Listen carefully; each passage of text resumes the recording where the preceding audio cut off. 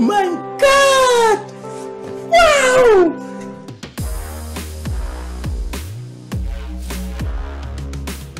What's going on, guys? Logan JYA Drykage here, and I was honored by the presence of the legendary Jordy Wang once again. The man got first place in Barcelona. The regional scene has no contender like Jordy Wang. The man tore it apart. A huge shout out to the Grand Duelist organization. Check it out, link in the description down below. Glad to be a contributor for them. And man, you're gonna like this build. This tournament may have taken place before the Agave set has come out, but there's only one change, one big change that Jordy said he would make, and it'll make a lot of sense to you when you see this build. Without further ado, let's get into it. Alright everybody, what's going on people? Logan JYA here with the man, the myth, the legend. It's our boy Jordy Wang from the Grand Duelist, repping our favorite deck once again, doing it proud. Tell me, my friend, what were you able to do with the Mighty Drydrons? So I just won the Barcelona Regionals with Drytron. Played, I think, the most diverse meta in a long time. I think I played every different deck in every single round. It was quite crazy. It was a good event.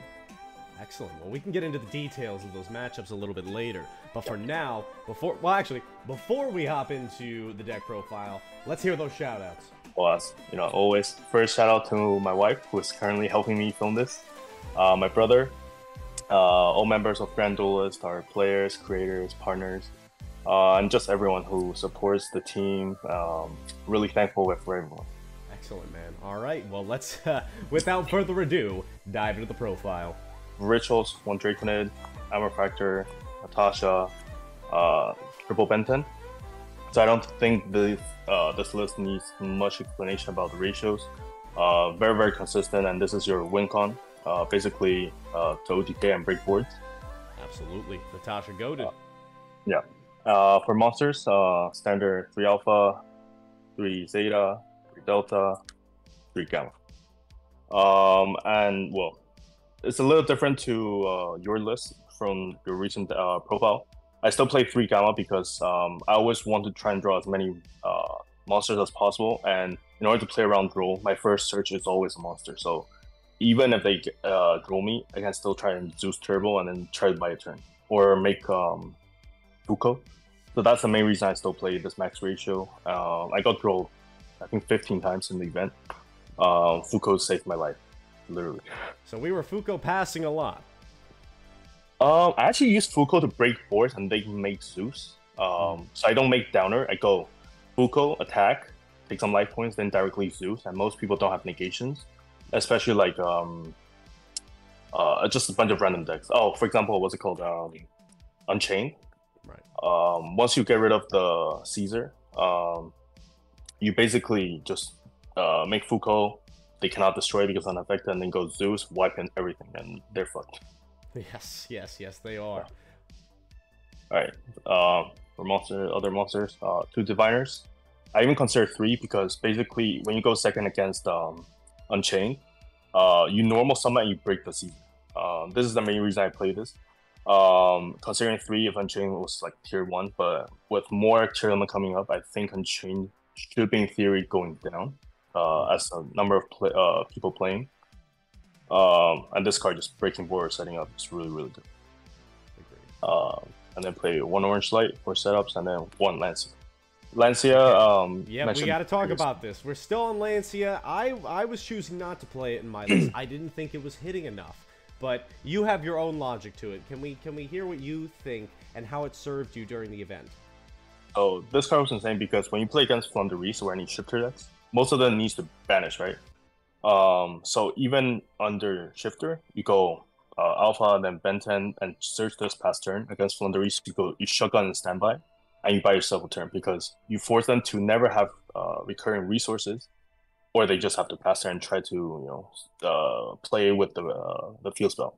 So this card was insane, and also it protects against Cosmic Cyclone and Evenly Match, which is part of the setup for the version I took this event. For spells, 1 Call by the Grave, targets for Thrust, 1 Talon, 1 Foolish, 1 field spell. And then I actually went back to double Meteonis, which is exactly what you did. So for a long time, I played two two Fafnir because Castero was meta and you wanted to change levels. But now, since there's no more Castero, we're very, very little. There's no point playing two. This just gave me extra gas, and when I draw one of them, the other one's still active with Zeta, so I still +1. And it helped OTK a lot, and also you actually sometimes need the sec one to break boards. Right, that's true. Sometimes the extra ritual summon does come up. Yeah, and then for spells, Renovas. Yep. The emergency. I still play 3 Thrust because for going first and second, this card just insane. I love this card. But I did break I think 1 or twice throughout the event, simply because my opponent didn't have any hand traps, and I needed literally 1 hand trap to just go full combo with Thrust and Talons or like other spells. That was unfortunate, but apart from that, this card was just outperformed all day. And then play 3 Droplets, mostly because I gave a lot of respect to Rescue Ace, Tier Elements, where I need to play around like Suliak or other traps, and also sometimes to deny Zeus. When you basically send as cost the monster that you battle in damage step, so that the monster doesn't rebattle and then their C doesn't hit, so no Zeus. Got it. Okay, interesting. And I do have a question before we keep going. Yep. So we're choosing to main deck the Droplets. That's good. What about Pot of Prosperity? The reason I don't play is because there were so many draws last meta, right before Agoth. With the new meta, I believe there's going to be more Rescue Ace and other decks. So draw for me is a card I will see less, but I will still see a lot of Cheerlements, a lot of combo decks. But not that many will be hit under draw. Right. So next format, I think it's fine playing more spells, but for this event, I knew everyone was going to play draw, especially in Barcelona. Like, yeah, and basically, Drytron is one of the biggest like public enemy, and everyone just plays either 3 draw in main or side. Everyone's got to stay ready for the best deck, baby. Yeah.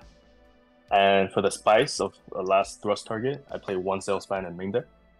Okay, what the heck? What? What? Salesman? 1 Salesman, yeah. Okay, all right. So this we know card, what this does, but tell me how it performed for you. This card won me 3 games, twice hard drawing and 1 search by thrust. Against Tyriman to break their entire board. Basically, I baited their first monster effect. Thrust, search Salesman, activate called Tyriman Kaleido Heart. So basically, they cannot revive itself, and also they cannot send 1 more target to make another fusion in my turn. And basically, I only had to play around 1 Shuffler, and then basically, I just Natasha, Steel, and then LTK, a full combo Tyriman. It was, I think that their field was Suliak, Barone, Beelspell, Beatrice, and Kaleido Heart. And I actually OTP him that turn. And also, you just call draw when you go first, if you draw it. Right. If you see it, then you call draw. Yeah. And then, as always, I played 3 Derek on 1 main deck. This card just insane. Against Infernobles, against Dragon Links, against Unchained. This card was just, if you draw it, you win. Turn into a free matchup. Now, what's the last thrust target that we have in your hand? What's it going to be today? Still play 1 Daruma. Overall, it's because this card just hits everything, including Flunderies. You let them full combo, and then just, right before they enter battle, just flip everything face down, and then you just kill them next turn. The reason I don't play D-Barrier is because decks like Unchained, Rescue Ace, Thunderies, where this card is, if you play D-Barrier, it's absolutely dead. So I wanted a safer choice. And this card just hits every single deck right now, including Tier Limit if they don't open with Field Spell. So it's still fine. That's understandable. And I do want to differentiate because I know in my list, I actually leaned away from the Daruma. You've been making a very fair case. I think you play Imperm, right, for last target? Yeah, I played 1 Imperm as either going first or going second target, so I could search it to do a negate, or I could search it and then set it for the opponent's turn. And I think it's adequate. It's obviously less impact, but it serves the double duty. Going first and second is really, really good and flexible. Because, for example, a lot of cards, I think Imper's a really, really good target. But I think just the biggest problem is probably that you don't have that high impact, and it doesn't stop OTKs if your opponent opens really, really well. Of course. Whereas both D-Barrier and Daruma are like 1 card stun. If you know your opponent's deck well enough where you can interrupt and then becomes just a turn skip. True. That's but a good obviously point. It comes with that knowledge. You have to be aware of the correct time to use it. Yeah. That'll be the most But also depends on luck, because if your opponent draws really well, then one Daruma is not going to do anything. Yeah, you're just beat. Yeah. Yeah.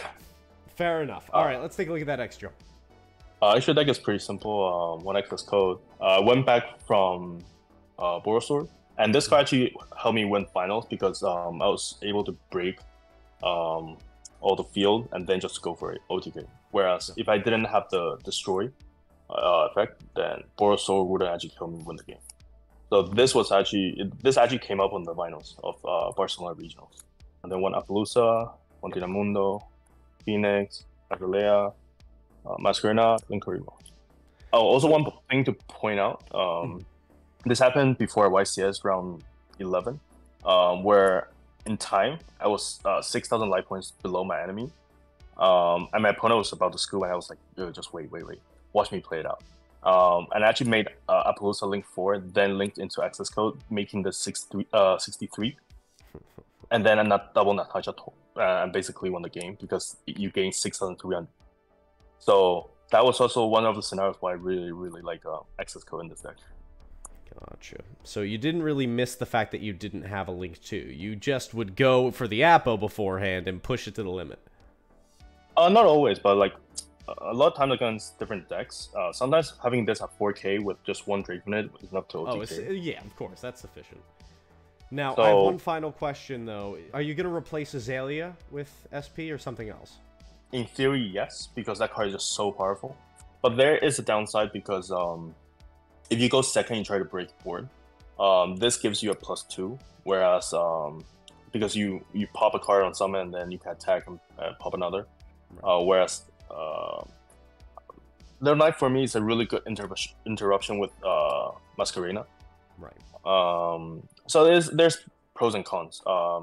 If I have enough space, I want to play both. But if I can, then it's probably replace Azalea for Little Knight, because Little Knight's just too good of a card. Just way too good. Yeah. I guess the only other slot might be Phoenix. That's the only thing that comes to mind. Oh, Phoenix is actually really important for 2 reasons. Well, 3 reasons. The first reason is because it's a Fiend, and to play under there can be 1, I need a Fiend, which is another type that's not Cyber's Machine. Right. I forgot Azalea's a machine. You do need a way to out that. Yeah. So basically, I cannot make this under there can be 1, so I have to make this. And sometimes the pop and the draw, if you link under Linkuriboh, then you get a free draw. Of course. And sometimes you do want to send, for example, Ben 10 to have 1 extra Natasha, which comes up sometimes. But the good thing is Little Knight is Warrior, so there's actually 0 conflict to play under there can be 1. Frixie, 1 Zeus, 1 Downer, double Mu Beta, Fuko, Beatrice. Fuko right now is one of my favorite go-to cards for going second. I just take damage and I just hit, and then just directly Zeus. And a lot of decks don't have negates, so this is insane. And as always, the last 2 targets for Diviner, Arclight, and Now, Jordy, before we move into the side deck, I want to ask you, is there anything else besides the Little Knight coming in likely for the slot of the Azalea that you would see yourself changing in the extra deck post-Agave? It's a really good question. As for now, I think the only change is just Little Knight, because it's really good going first and second. Some lists I've tried actually included 2 Little Knights. Yeah, because that card just, the interruption and the banish, both effects is just way too good. Right. But overall, like at least 1 Little Knight for sure. That's the one card that you must play in Dragon. Couldn't agree more. Because it's a Link 2, and you just make Linkuriboh and another monster, and it's a free Little Knight. There's just too many applications and too many scenarios that it's going to outperform. It's yet again going to be another Link 2 that'll eventually be banned. Putting my money on it today. Well, we'll see. Well, actually, it's not that bad, because that card, if it hits Natasha, it's a pretty big deal. Yeah, no, it's insane. I've been thinking about that too. Just the small interactions of how Little Knight can absolutely obliterate me. It's like, oh my god, I don't know. It's going to be such an annoying card to play through. So, I don't know. It's going to become like public enemy #1, just like Drytron does in Barcelona. Regardless, let's move into the side there. Yeah. For side, I play 1 Chaos Max, and then I went back to 1 Vanity inside. The reason is I never want to draw this because if I lose dice roll, I want to break boards. And going first, I always do Armor Factor Turbo with double Diviners. But when I go first, I actually side out 1 Diviner and then put this in. When you basically against decks that you see not playing any board breakers, just play hand trap. The moment you summon this, it's almost like a free win. Exactly. There's no way to out it. And Tier sometimes really gets obliterated by it because... Oh yeah. Tier definitely suffers. Tier right now almost plays no hand traps, and their only outs are like field, but you cannot activate it. So it becomes really, really complicated for Tier to pass this. They have to like normal summon, set the trap, and then try to mill well during your turn. But it was really hard for them. Right. So we're keeping the other 2 win cons stashed in the side. What else we got? Yeah. Board Breaker, 3 Lava. Goated. Yep. This I don't think I'm ever cutting out from Drytron again. This card just way too good. Especially Me neither. I'm a big fan. Yep. And then for a long time I haven't played hand traps. This event I played 3 draw main deck. Inside deck. Yeah, how'd it perform? I drew it like once or twice, but both times were amazing because against Tyranid, against Infernoble, it's just 1 card stun and they pass turn. Right. Because Tyranid, if they mill half their deck, they're gonna hit at least 1 Shuffler and it becomes really complicated if you don't draw well. Sure. Yep. And then Thrust Target, 1 Harpy. Yep. 1 D-Barrier. Of course. I play double evenly to break boards, and also it's basically if you count Thrust, you play 5 evenly.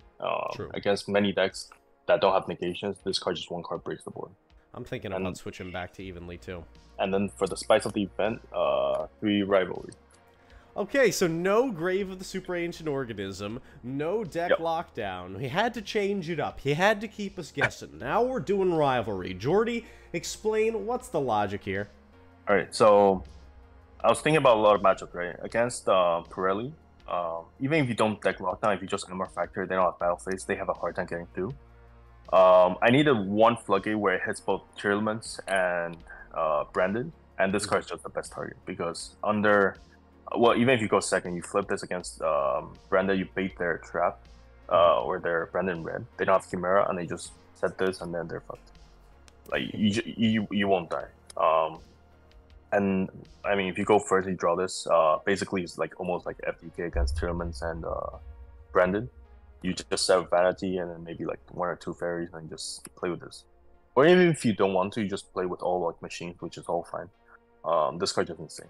So you have options. It just depends how you navigate through the plays. I think another fair point to make, and you were alluding to this as well, is just the importance of knowing how your game plan is going to develop depending on the floodgate that you opened, because your pathway to game, your first turn board is going to stay relatively the same, but if you open There Can Be Only One or Tikaboo, it is going to possibly change the route that you take in order to get to game. What advice do you have for players when it comes to this long-term thinking, something that you've clearly mastered? What advice do you have for others? I think one of the 2 biggest reasons I keep playing Drytron is because 1, we have the best recovery in the game. You just draw any Drytron or any Ritual, and then you have full combo in your grade, right? The second reason is Drytron is the most flexible deck to play under almost any floodgate. You can play under Skill Drain, There Can Be One, Rivalry, Golden Match, pretty much anything. And when you basically draw a card that can go both first and second and just FTK, then it's just really, really powerful where no one expects a floodgate from a combo deck. So when they side against you, normally they side board breakers. They don't expect a floodgate. This is also part of the setup and the planning that I had for Drytron. Now, Jordy, I have one final question before we close out with matchups. Going post Aghav, are there any changes you would make to the side? Oh yeah, definitely a lot. Like draws are definitely gone because you don't really need draw against like Rescue Ace when they're gonna become tier 1. Every match is a little different. For example, like evenly matched, I think is really, really good next format because if tier limits don't end on Barone, then you basically evenly match them. As somebody who plays both Drytron and Tier, I can tell you get obliterated if you don't have Grapha or Barone, or it's game 2 and 3 and you got Crime. That's the thing. Evenly is so scary that games 2 and 3 you always have to grab Crime or you're cooked. Yeah, pretty much. For me, I'm not a very big fan of playing hand traps in Drytron because I think you always lose when you trade 1 for 1. You want to have board breakers that just help you turbo into Zeus, or just more gas for the deck to become more consistent. Because the resource management of the deck is just really, really insane. And as long as you can set up yourself not dying next turn, for example, Amor Factor, you're not losing the game. You buy yourself 1 whole turn. Like even if they set up a nice board after they break it, you have full recovery, and your opponent basically has to waste a lot of cards to get rid of like Amor Factor and other cards. I think that's a little different from my version of Drytron compared to a lot of other players. Because I know most people don't like to play Floodgates in Drytron. They like to play more gas, more board breaker, more consistency. But at the end of the day, it's like you need one card to just win the game, whether it's going first or second. All right, I think that's all understandable and fair, my friend. Let's close things out with the matchups. Oh, so matchups. Played, I think, a different deck every round. I played Unchained, Infernoble, Exo Sister, Alternaments, I think Dragonlink. Yeah, I didn't write it down. That's okay. What was your 9 rounds? What was your finals? My finals? Oh, my final was against Mikango Turbo Hand Trap. They played like Droll, Nibiru main, Imperm. And there's a battle of the rituals for the finals? Yeah, it was insane. And Amor Factor did nothing against them. But it was insane because he drew Droll both games. He drew Nibiru, he drew Bystial, he drew DD Crow, like almost everything. And the deck is actually really good going second because they just equip your monster and then bounce it back. So they actually play under Vanity's Ruler, which is actually pretty cool. Yeah. So I had to change up my game plan. Well, that's okay. How about this? What was your most memorable matchup? Definitely against Tournament because I actually broke and OTK'd their entire board with 4 cards. And thrust into Salesman, basically turned off their Kaleido Heart, and that just helped me OTK because they had pretty much 2 deck cards. And yeah, it was really, really cool. I wish I filmed that game because thinking back, I don't even know how I managed to break that entire board. But I just remember I baited everything and then ended with Natasha, Steel Barone, Link Away, Steel, Kaleido, Link Away, and blah blah, and then just OTK. That sounds like the ending of countless stories of Drytron players' exploits. Yeah. Jordy, it's been an absolute pleasure, my friend. Any closing words before we round things out? Well, once again, thanks to everyone on the world who's supporting me. Shout outs to Grand Duelist, and very soon we'll be hosting our first Grand Duelist Series tournament in Madrid this December, 2nd and 3rd. It's going to be the Saturday and Sunday with, a global live stream in Spanish and English. And then I hope people around Europe can come and play the event, and then people around the world can watch the event live stream. Everybody get hyped, get excited. A lot of amazing things coming out of the Grand Duelist Network. Check it out. Link in the description down below. But with that being said, Logan JYA, have a great day. We'll see you beautiful people later. Peace.